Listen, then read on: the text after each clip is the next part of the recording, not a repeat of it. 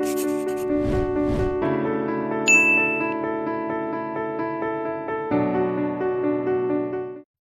myself Sarika, and the title of my poem is My Superhero.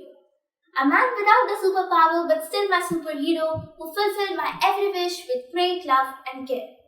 A man who struggles the entire day to bring a smile on our face. He's none other than a common man, our fathers, our superhero. Batman and Spider-Man are all small in front of his big smile.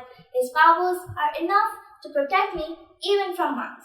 An experienced person just like him makes me strong whenever I fall. He waits for a moment for me to get up and face the challenges.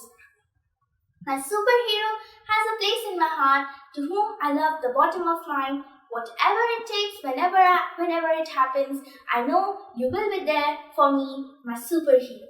Thank you.